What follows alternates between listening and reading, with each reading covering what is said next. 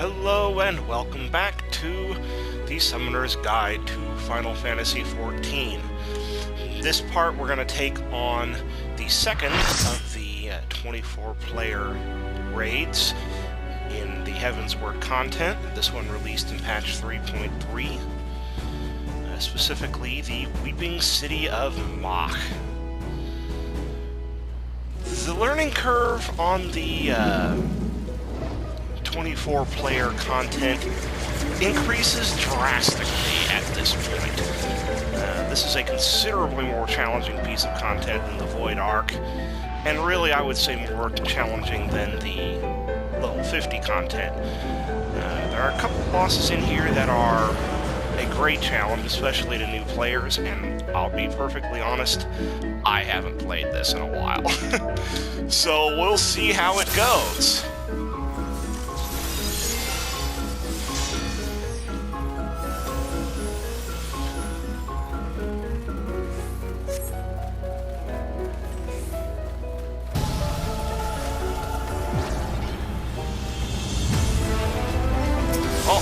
Looks like I'm not the only first-timer in this party, even though, again, I'm really not a first-timer. Alright.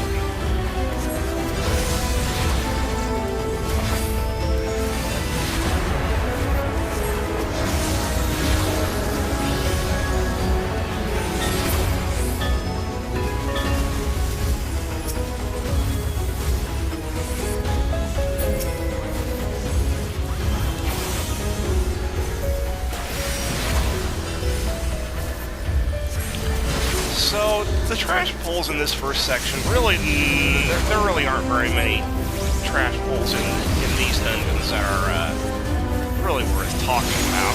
One, kind of being a little quiet here.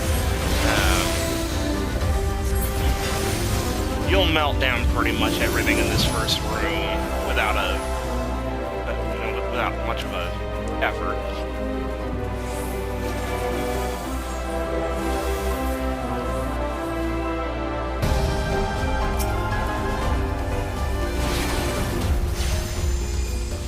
And again, my apologies in advance if I have to relearn some of the boss tactics here. It has been a while since I played this content. But this is a fun little raid, and I do enjoy it quite a bit. And I used to play it with some frequency back when I was actually getting materials from it on my main, so I do have a lot of experience in this, just I'm a little rusty.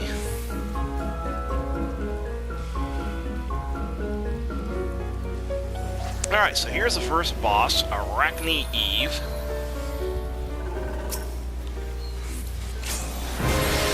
As is generally a good rule, try to stay kind of in mid-range.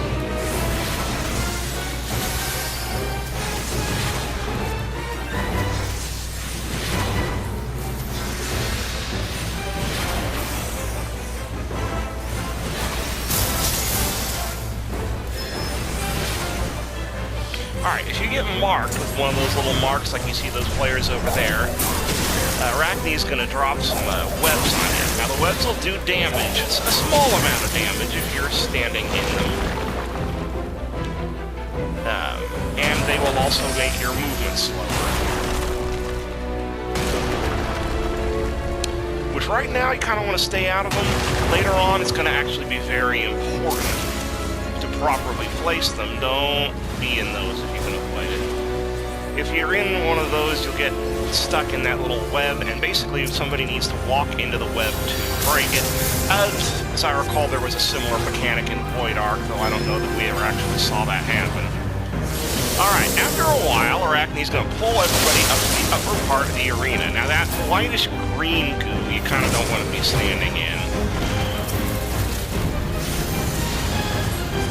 Now, she's going to just keep casting Implosion, and Implosion is going to be powered up by these orbs that are going to hit her. Now, the small orbs you can walk into to pop. The bigger orbs you need to actually whittle down and kill. Those spitting spiders, however, will break a hole in the web, and players can go down to the lower level and kill the key knots. Now, some players do need to stay up on the top and deal with the orbs. Otherwise, they're going to power up that implosion attack to the point where it's probably going to end up wiping the raid. But at least one tank needs to come down here to take care of that. Take care of that scorpion ad that is causing everybody problems.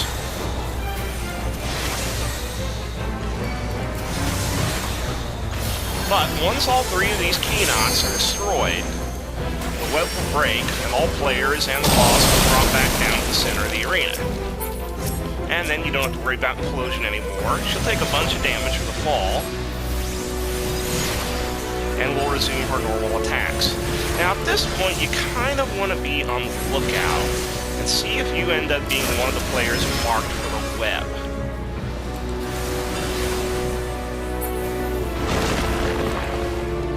Alright, you saw this before. There are these three concentric rings. That'll give you problems. Then get to the outside for the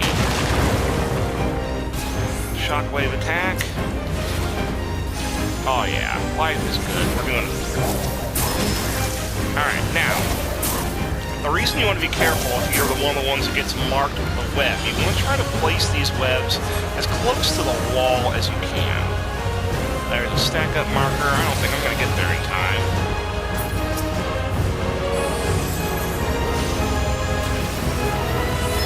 Now these webs I actually don't think are going to fade away before the attack in question. Brawn to Fear, turn away from that.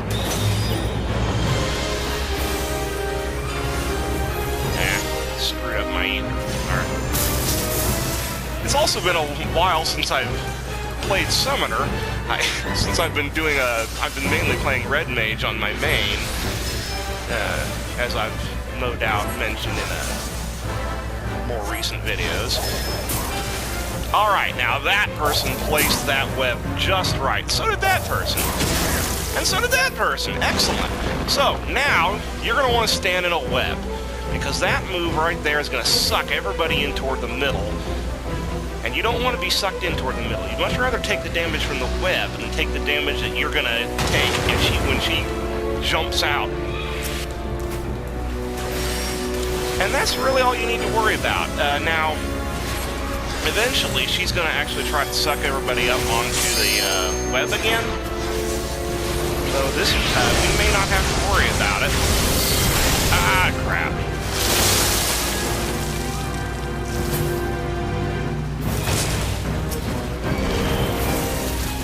Alright, well, there we go.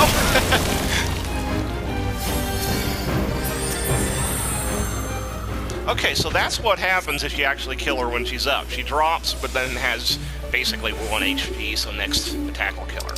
Good to know. I don't know that I've ever actually had that happen. Roll on some of the goods here. And jump in the river.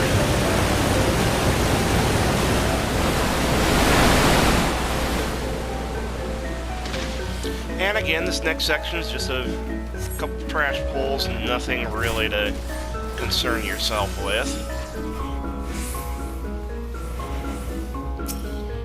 Just kill stuff.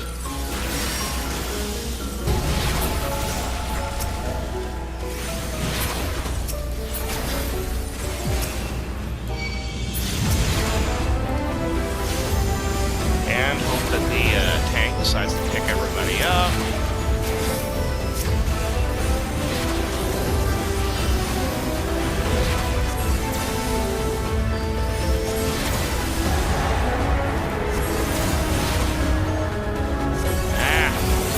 Not together to get hit by my AoEs.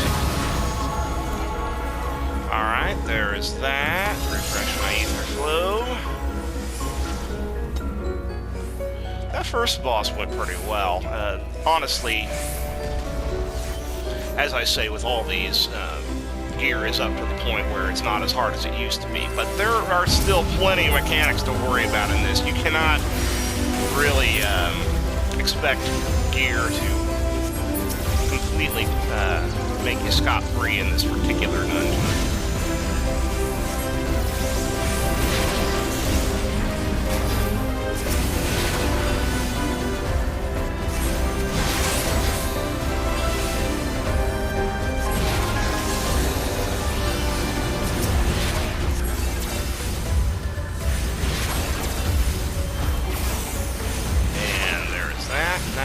us a clear passage to the second boss. As a reminder, there are always 4 bosses in these 24-player raids, and sometimes a mini-boss or 2.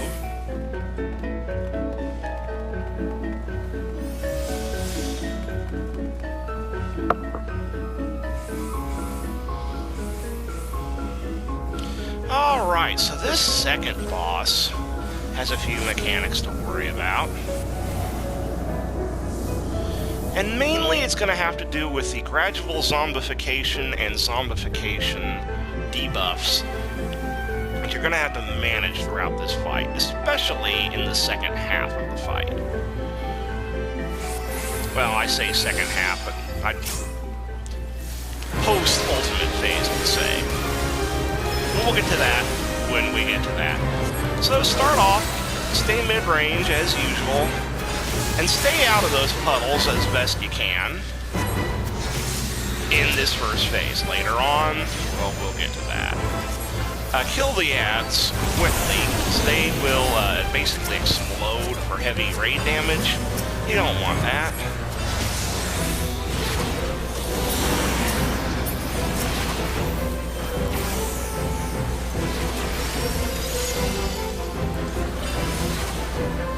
Now, basically what those little green puddles are going to do, if you get hit by one of them, it's going to give you a debuff called gradual zombification. If you get hit by 2, you will become a zombie and lose control of your character for a period of time.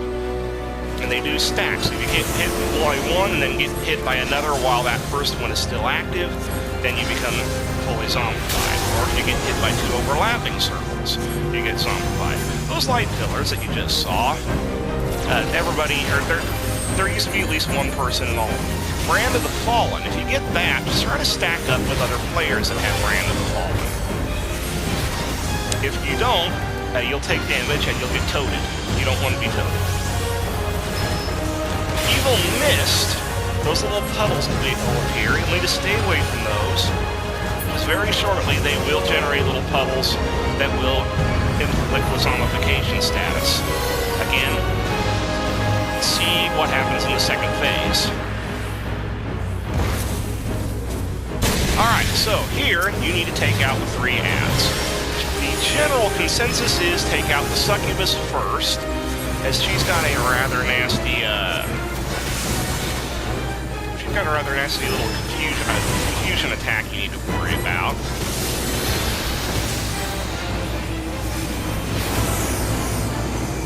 Oh, Beguiling Mist, that's the one that you really need to interrupt. Alright, that was done. Then typically take on the Giganti. Oh boy, blood, I forget what that does. I'm sure it's pretty nasty. Yeah.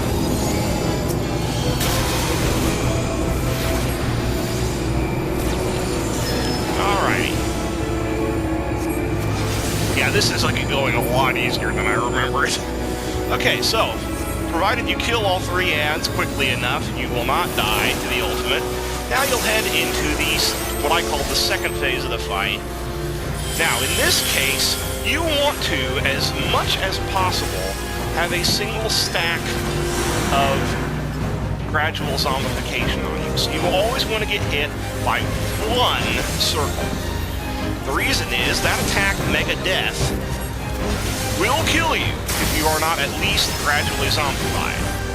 It'll do a much smaller amount of damage if you have gradual zombification, and no damage at all if you are fully zombified, but you don't want to be fully zombified, as you lose control of your character, and your character will start attacking your allies. You don't want that. Keep moving if you get hit by the Dark Eruption like that. Away from the party as best you can. Alright, Evil Mist. You want to stand by the mist at this point, because as soon as the Necropurge field shows up, it'll resolve pretty much right away, like that.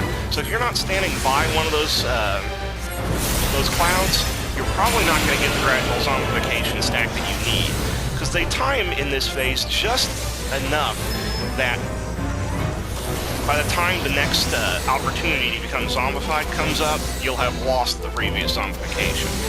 When Hellwind comes up, get close to your healers. It's going to reduce you to 1 HP. So your healers are going to want to get you back up in time for you to deal with Punishing Ray. Deal with Punishing Ray unless you get Brand of the Fallen, in which case you want to stack up with your fellow party members for Brand of the Fallen. Like so. Get with your party, get with your party. I was not with the party. I thought I was with the party, but they kept running away from me.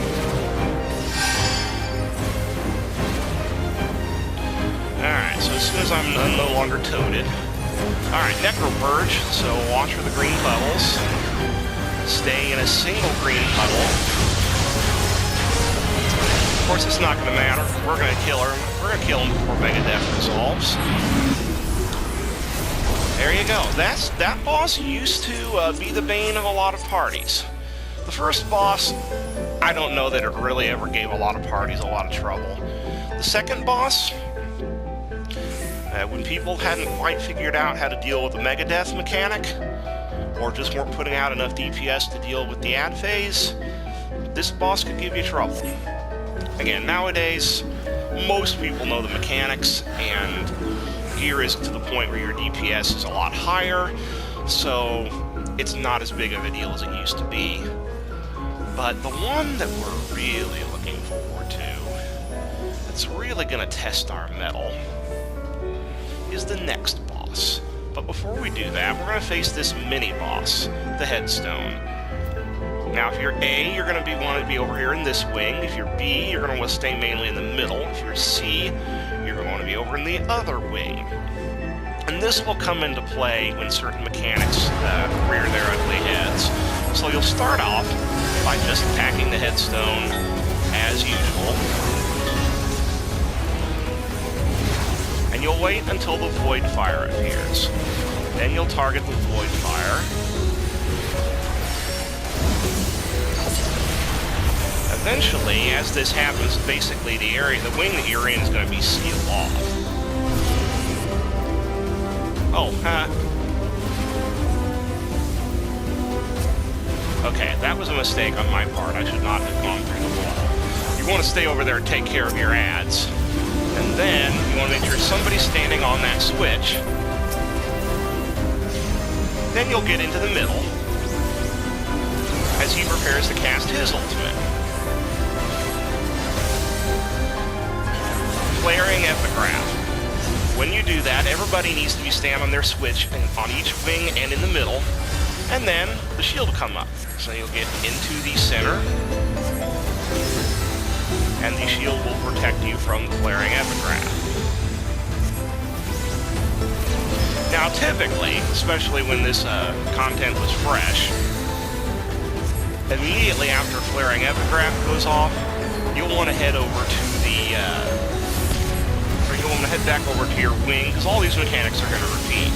But we're almost done with this fight, so don't even bother going to back to the A marker. Okay, now comes the fun part. And we'll see just how good this alliance really is. This is the boss that killed so many raids back in the day. And it was why this raid was initially called the Wiping City of Mhach, and this was the boss that did it. Ozma.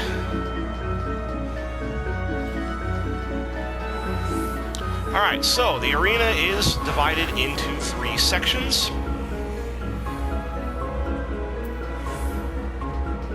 If you're A, you want to go to the left. If you're C, you go to the right. If you're B, you'll stay where you initially land. Now, the key is positioning. And positioning all takes place on this platform. If you are the main tank, you're going to want to position yourself to the front right of the platform. Everybody else, front left.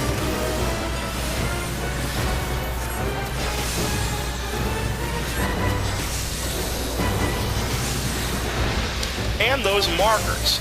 That's very important. If you get hit by one of those markers, you'll take it either straight back or to the left, clockwise along the platform, halfway along the platform. If I get marked by one, I'll show you how that works. And it's important that everybody go to the left or straight back, because all three alliances are going to need to deal with that same mechanic. And if those specific markers get placed too close to each other, you all die. If the boss changes to a triangle, get off the center, like so. He'll fire a big beam, it hurts, and it inflicts status effects. Don't do that.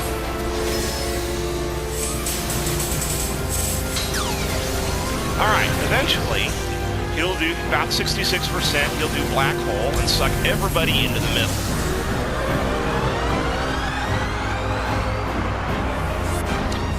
I fear that we're not even going to see all the mechanics in this, because there are a lot of mechanics in this, and this is a very fair fight. Alright, this is very much like you saw in Crystal Tower, or Labyrinth of the Ancients, rather. Stand on the platform to make the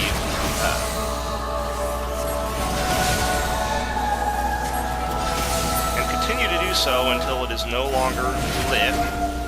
Kill the Atomos and all the ads, then immediately head to the platform there and head down to the Ozma Shade. Press the attack on the Ozma Shade, but watch out for a certain attack he's going to use. There it is, Assimilation. Turn away. Once Assimilation resolves, turn back. It'll turn you to stone if you screw that up. You don't want to screw that up. Once you kill him, immediately head back into the center. You'll be teleported back to your appropriate platform. Get back into position, resume. So basically, his attacks are going to vary depending on what form he's in, whether it be the sphere, or the cube, or the pyramid. The most important thing to remember is when he changes to the pyramid, you want to always move off the center and go off and head off basically clockwise to one side, or else you're going to get hit by that big beam. Otherwise, you're just going to want to stay right here, and the tank is going to want to stay on the other side.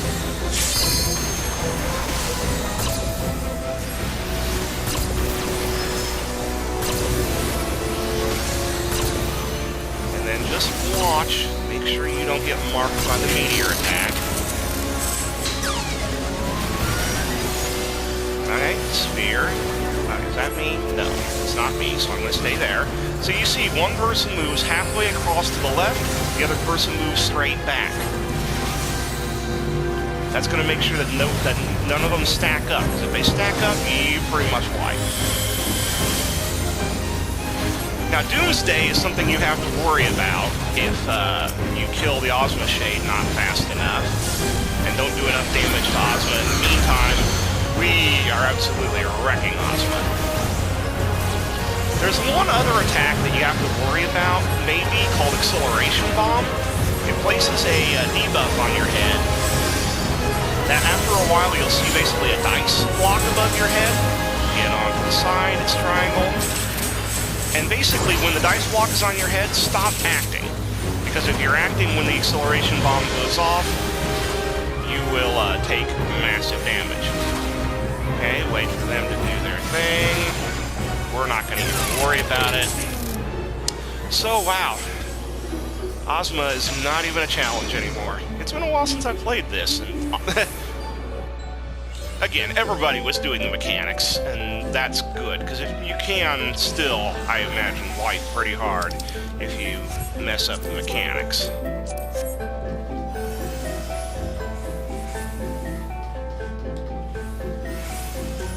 But still, it's not nearly as big of an endurance fest as it used to be. And I'm going to skip this just for the sake of getting this moving. Because I have a feeling we're going to have an impatient tank. Alright, this boss I don't really think is terribly difficult, but very, very annoying. So so I gotta remember all the mechanics on this.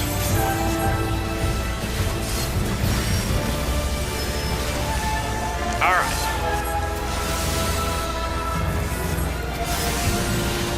So the key thing here in the early part of the fight is to watch her hair. Specifically watch which side of her hair grows an axe. Get onto the other side of her. Because, as you can see, she cleaves half of the room, and it's nasty. And it applies a dot as well. It will probably kill you. As a squishy caster, like you are if you're playing Summoner. Alright, there she's getting the hair on the other side. And hopefully the tank decides either to do that, facing away from everybody, or keep it in one position so that everybody can get to the appropriate side of the arena. The bad tanks will point will keep it moving around to the point where you don't have, or where you basically it's darn near impossible to dodge. Alright, okay, this is I need to move mechanic. So I'm going to keep running around because the beams are going to keep coming after me. Once the beams stop coming after me, I'm going to start killing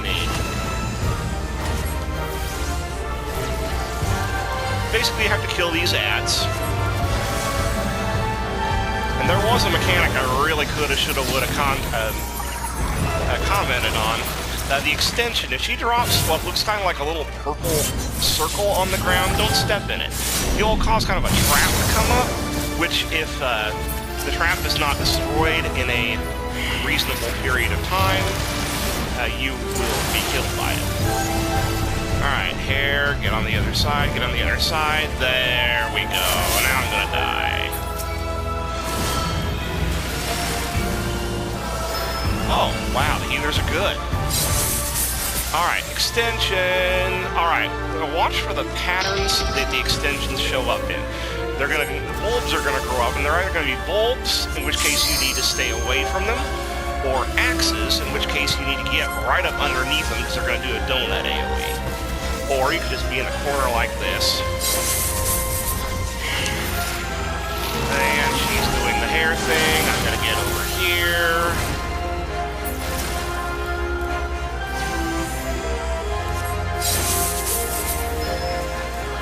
Alright, this is going to be another pattern. Penetration. When she finishes casting penetration, you're basically going to be pushed in whatever direction you're facing. So do what I did there. Get to a safe place and face the wall.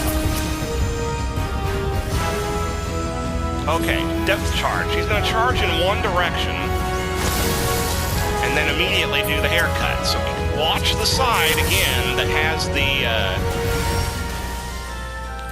axe, and don't be there.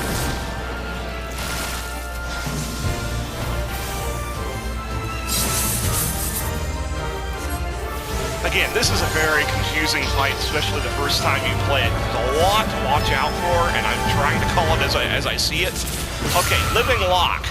That's where you gotta watch out for the little purple circles on the ground. If you stand in one, you get trapped. And I did not pay attention to that mechanic at all. Haircut, get out of that. Yeah, sometimes there will be like little beams, or plants that show up on the edge of the arena that shoot beams. You don't want to be in their path, like I was right there. Okay, these are the traps. So you'll see those purple circles there. Don't be there. Those are the traps. And if you do, that will happen. You need to kill the hair if that happens, because it will cast an attack on whoever it traps, and will inevitably kill that player if the trap is not killed in time.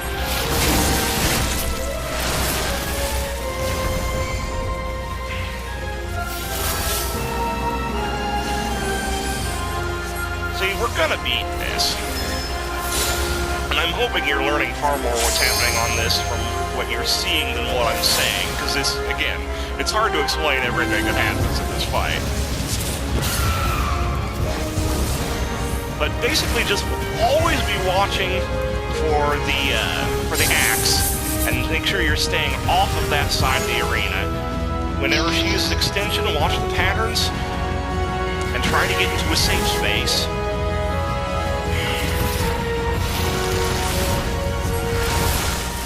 Alright, where's the axe? The axe is on the other side.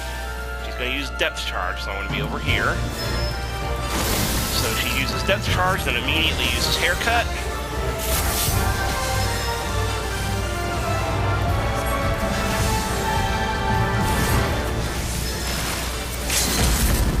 We got this.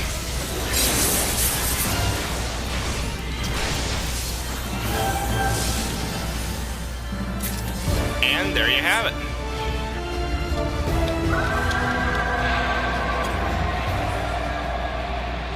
So that was the Weeping City of Mhach. Again, still a lot of mechanics to deal with, not nearly as hard as it used to be, but still can be a challenge for new players. So I hope you enjoyed this. We got a lot more 3.3 content to do. So until then, have a wonderful day.